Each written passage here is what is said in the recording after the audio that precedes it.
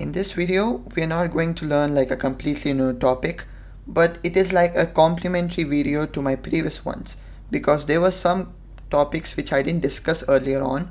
So it's just like a complementary, or you can say a part 2 series of my previous ones. This video is like a short video which explains all the missed out topics. Now consider this table called pets. Now these are all the pets, and you have the name column, you have the birth column, and you have the death column. Now you can see the death are null for majority of them. So why is it null? Because this death column means the day that pet died, or the date. So you can see Bowser has already died, so it has a death date. But all of these don't have a death date. That means they are alive. So why do we have to put death? So that's okay, but just having display like null, null, null again and again doesn't look maybe that nice. Maybe you want something else instead of null. So that's how you're going to handle null. Now I have a simple query over here. Select everything from shop.pets. So this is the pets inside the shop database. So this is the pets table. So it's going to select everything. Now you already know if you want to select just name, you can just type select name, and if you run it, you get only the name field. Or if you want just the birth, you get only the birth field. Now if you want multiple columns, then you can do like name comma birth like that. And if you do like name comma birth comma death, you get all of them.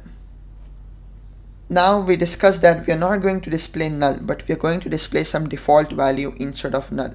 So what we are going to discuss now is what to display, like a default value to be displayed instead of null. So instead of death, you have to use like this. So if null death, then display alive. So this is how it looks like. Oops, just close the quotes. Yeah. So first it's going to select the name column. So you get the name column like this, then the birth column, then the birth column. But if this thing actually, what happens is if it encounters a null in the death column, so we are specifying the first argument is the column. So if null, so if it encounters a null value, then instead of null, it's going to show alive. So it doesn't going to change your table values, but only during the output is going to change. So if null, if there is a null record in the table in the death column, then it's going to show alive. So we have these many nulls over here. Now obviously this is not a null. So over here it won't show alive. For rest of it, it will show. So let's run this. Yeah, okay. So you can see we have select name. So we got name column, we got birth column, and now we got this thing. You can see instead of null, we have alive now. So that's how you can handle default values. So instead of, if you have a null in the table, then you can, instead of null, you can show something else. Like in this case, we're going to show alive, because if they don't have a death date, that means that pet is alive, right? So we can show alive over here. Now you can show anything you want. Now you can see the column header is like if null death, because we wrote this whole thing. So now the column name is this, but maybe we don't want that. And for that, we already learned how you can do column aliases. So you can do like as maybe death like that, or maybe died on, maybe like that. So if I just run it, you can see instead of this whole thing coming as the column name, you get died on. So this is how you handle null.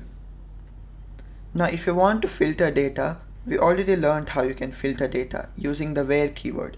So maybe you want like those who were born after 1990. So you could do like select everything from the pets table in the shop database where birth is greater than, and then you can do like 1990, then 1, that is January, then 1st January.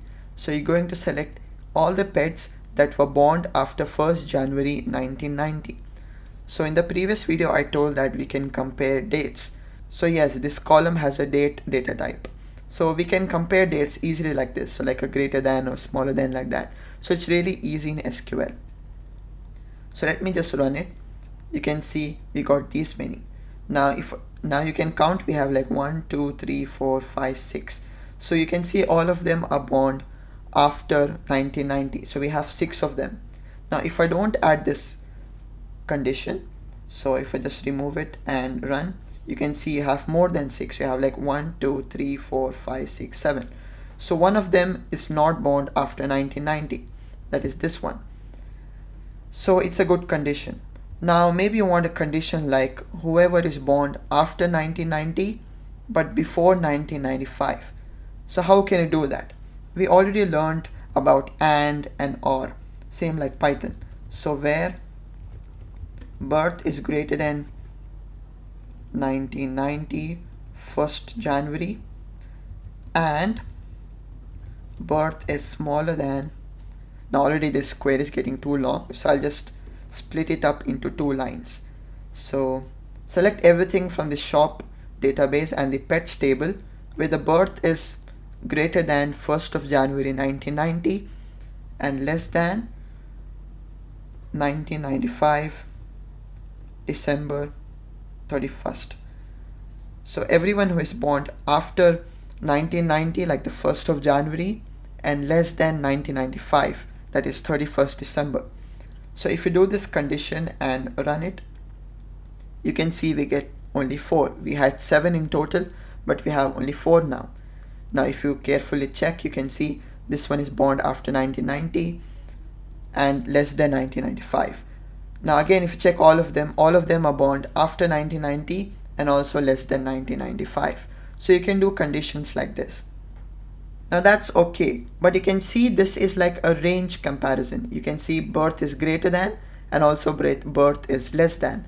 Now instead of writing greater than and smaller than again and again, what you could do is just remove this whole thing. You can do like where birth is between this one and this one. So you could do like where birth is between 1991st of January and 1995 31st December. So you could do like this. So if I run it, you should get these same 4 pets. So if I run it, you can see we got the same 4 pets. So you could do like, you can use the between operator, or if you want, you can just do greater than and smaller than. But if you're doing a range comparison, then using the between keyword is much easier and much more intuitive as well. And now you can also use the not operator. We have already learned about that. So you could do like where not in between this one. So we got 4 of them and in total we had 7. So if these 4 are born after 1990 and before 1995, that means the rest 3 should be not in this range. So we should get 3 in the output. So if I run it, you can see we got the rest 3. So you can see these 2 are born after 1995 and this one is born before 1990. So you can filter data like this. Let's learn how you can filter data based on a list, like a condition of a list.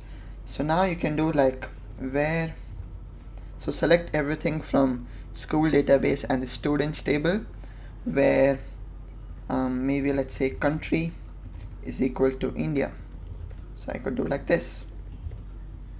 And if I run it, you can see we have only one country from India. One student from India. So if I do US, then you can see we have 3 people from US. So you could do like that. Now maybe you want select everything from students table where the country is either US or UK. So what you could do is maybe you can do like where country is equal to US or country is equal to UK. So you can absolutely do like this. So if I run it, you can see we have 3 US and 1 UK. So we're getting all the students who are from either US or UK. But let's say you have like 10 countries you have to check. So you have to do like country is equal to US or country is equal to UK or country is equal to maybe Italy or country is equal to France. So you have to do like so many countries you have to do. So it's a huge pain if you have like so many things to compare.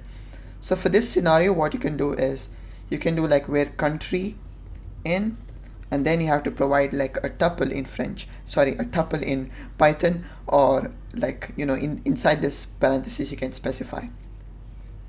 So you could do like where country is in this list, so is in UK, US or UK, like that. So it will check if a country is in this list either. So in this list we have like US and UK, so it will check. So if it's US or UK, then it will allow. So if you run this, we have to get the same output. Yeah, we got the same output. So you could do like where country is in this list, so US, UK, and maybe India. So if I just run it, you can see all the people or all the students whose country is either US, or UK, or in India. So all of them will be selected. Now again, there is like a not in, so like this, so where country is not in this list. So US, UK, and India are in the list. So any other country apart from US, UK, and India will be selected. So if I just run it, you can see we have only one person, that is Canada. So if I just remove India maybe and run it again, you can see we got India and Canada because India and Canada are not in this list. So this is how you can filter data based on a list, like using a where condition. Now we'll move to more difficult or tricky part. It's not that tricky, but I think some of you might be confused, but I'll try my best to explain it. So it's like based on like a substring or starting from that and all. So I'll just explain what it is now. Now let me just remove this condition and run it again. You can see we have all of these. Now if you want to select all the students whose age starts from 1, so you can see we have only like 1 or 2, we have only 2 students whose age starts from 1. So over here you can see its age starts from 2, over here also 2, over here is 4, and over here is 2. So only these 2 people whose age starts with 1. So how you can do like that?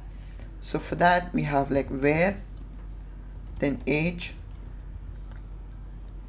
then you have like, and like is kind of like equal to sign, like where age is equal to 13, but instead of exact equality, it will check if it matches a pattern.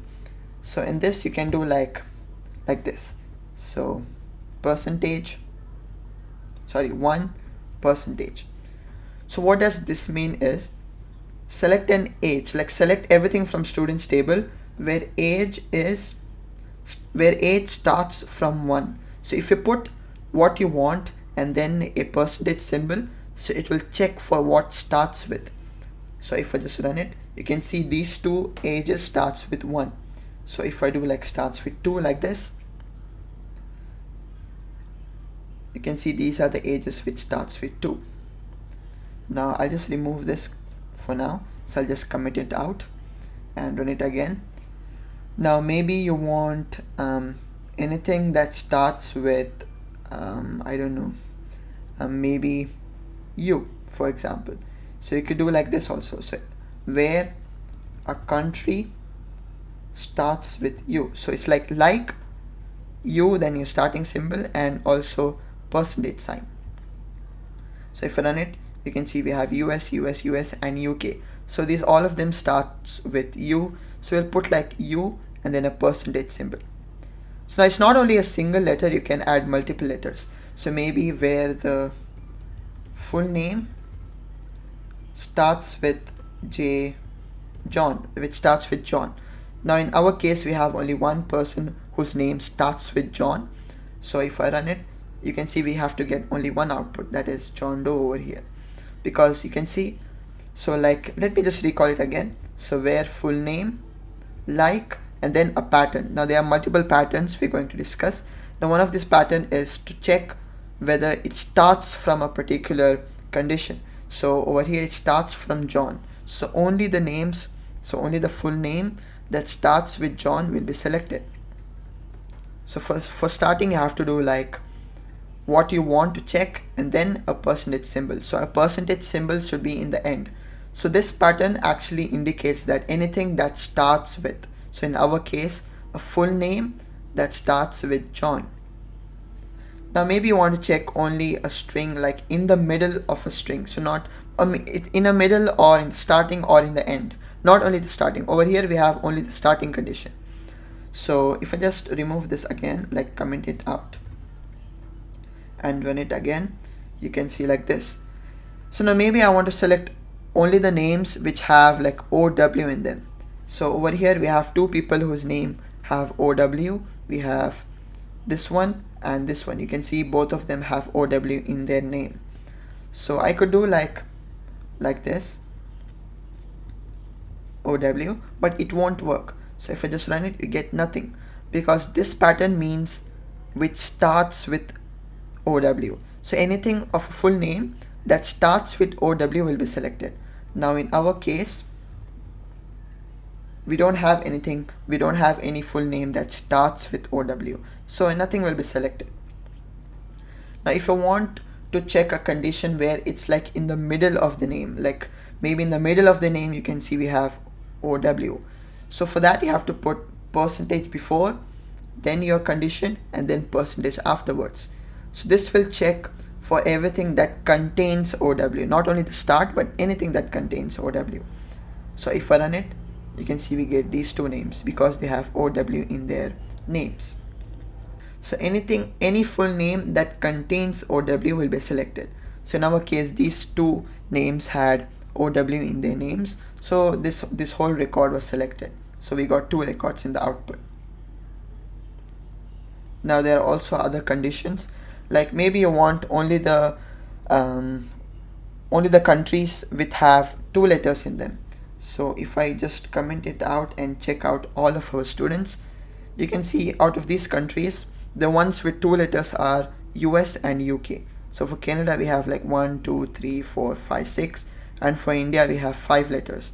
But for US we have 2 letters, and UK also we have 2 letters. So for checking like the number of characters, you can do like this, underscore, put an underscore, how many letters do you want? So I want only the country, so select everything from students table where country is like this 2 underscores. So it's like where country contains only 2 letters or 2 characters.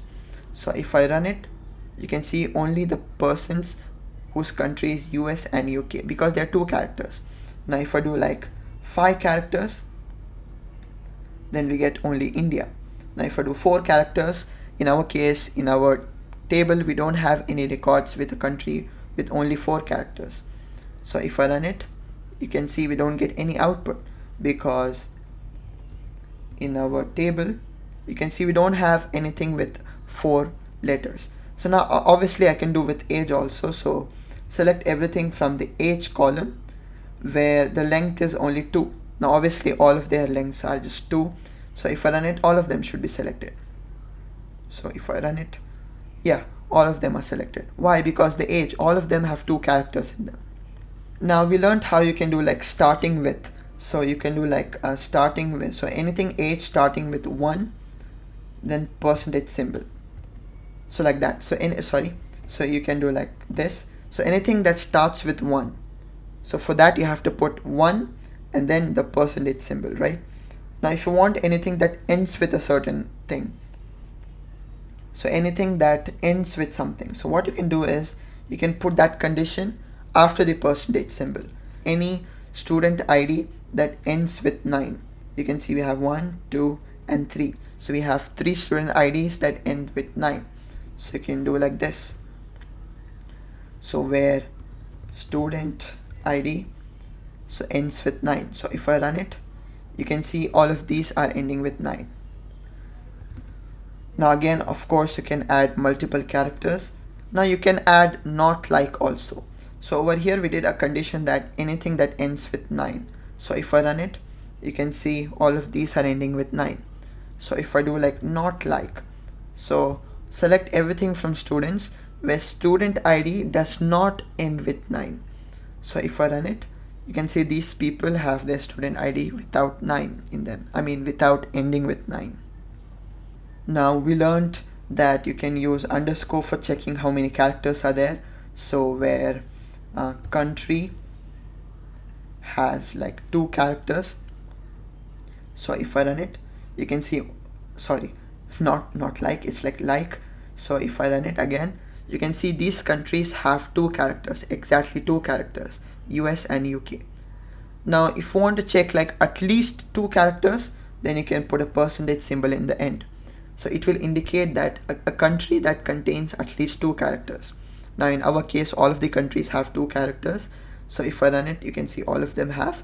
Now if I do like at least 5 characters, so in that case we have only India and Canada. So I could do like 1, 2, 3, 4, 5. So at least 5 characters.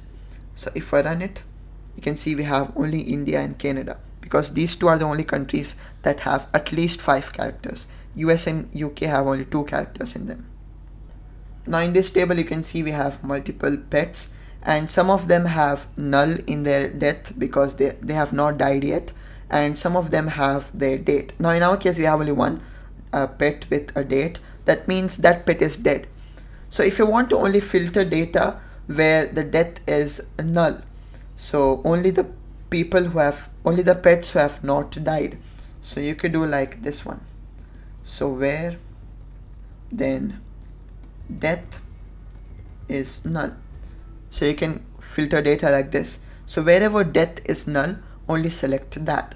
Now in our case, except this pet, all of them are null, like all of their death field is null. So except this, all of them should be selected. So if I run it, you can see we have all of them selected except the one who had a death. That means it was not null. So we selected only the ones with null. Now if you want to select only the pets who have died, that means their death field is not null. So you can do like this, is not null, like this. So if you run it, you can see we got only one output whose death was not null. Earlier we learned about table constraints, like it forces a particular field to have particular value based on a condition. Now while inserting anything to the table, you can just skip something. So like you can just skip like maybe the inventory ID you can skip, so it will be null. Now in our case we know that inventory ID should always have a value, so you could do like this, not null. So we already learned about that. And we also know that inventory ID should be unique.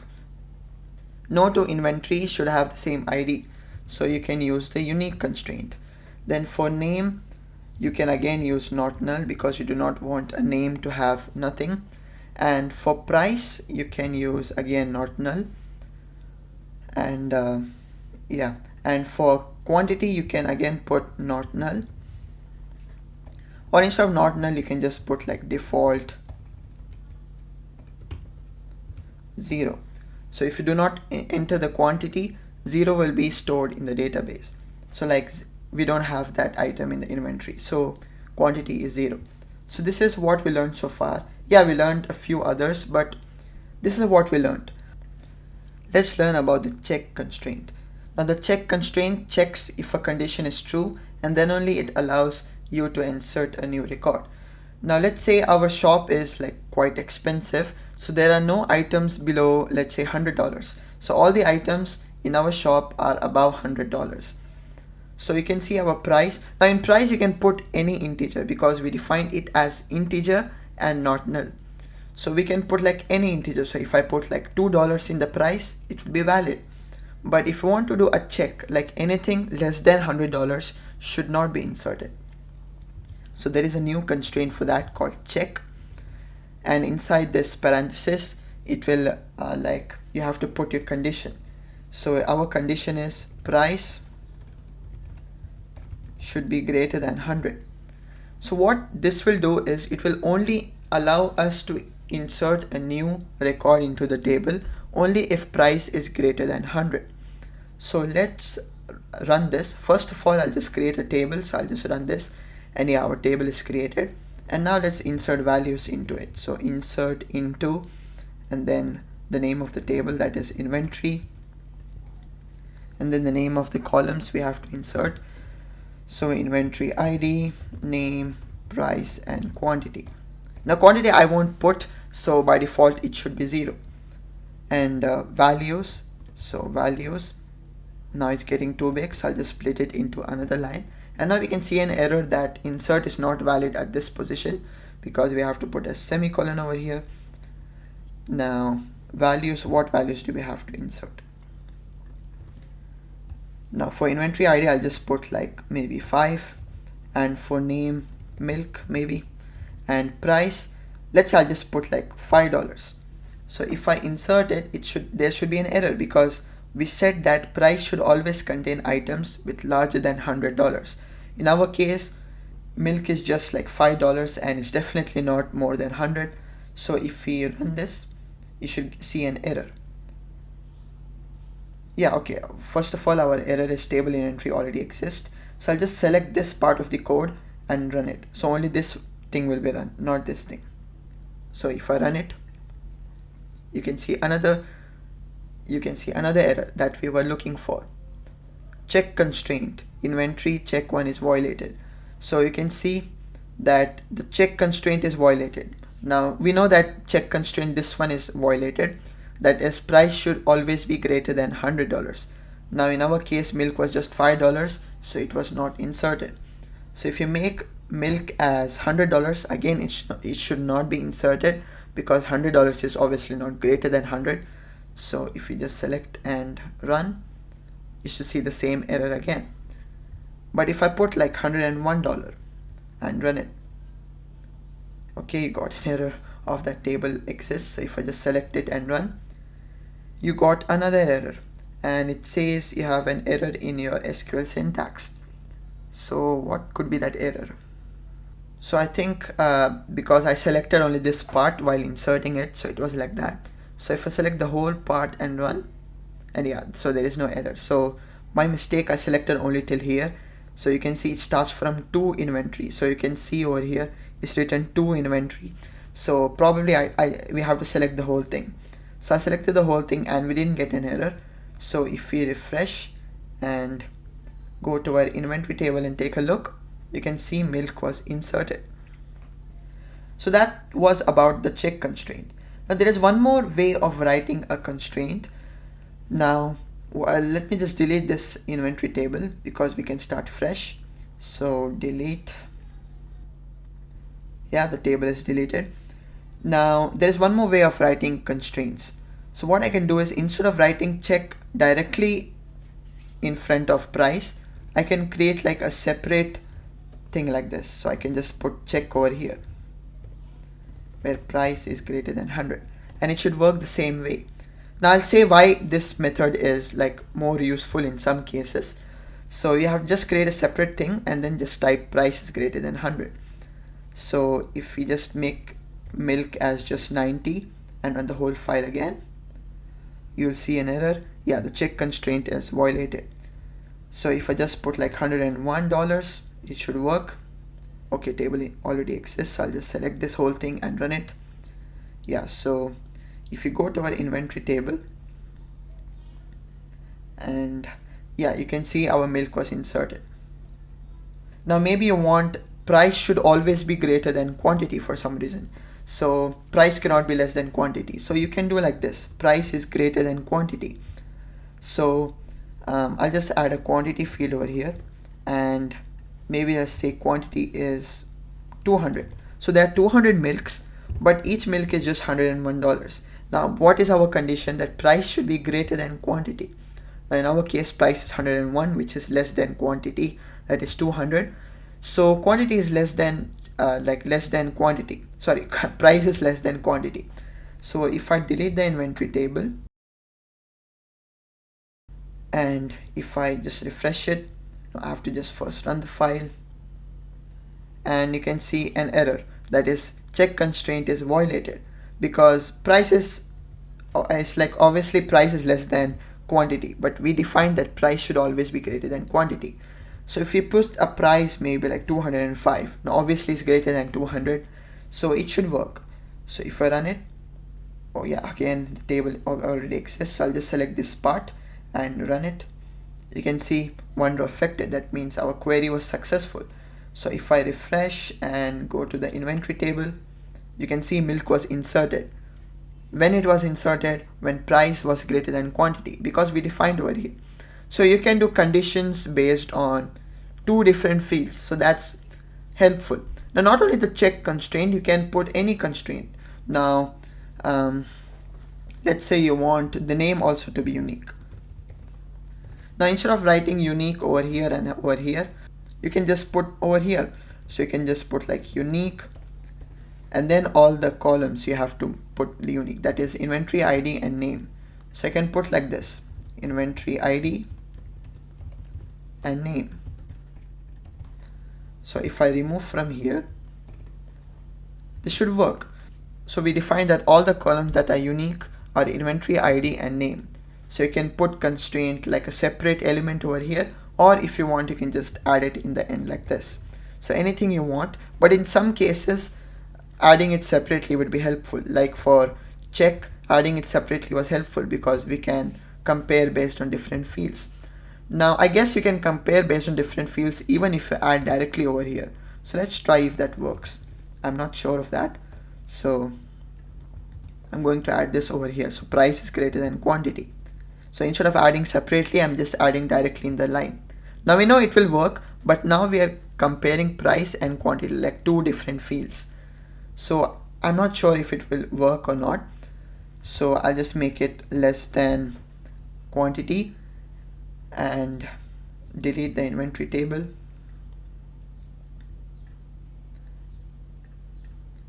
Run the whole file, and yeah, our check constraint was violated. So yeah, it will work if I add it over here or separately, but it depends on your use case. So maybe some of you might like it to put separately. It looks much cleaner instead of having like a long string over here. So it's completely up to you.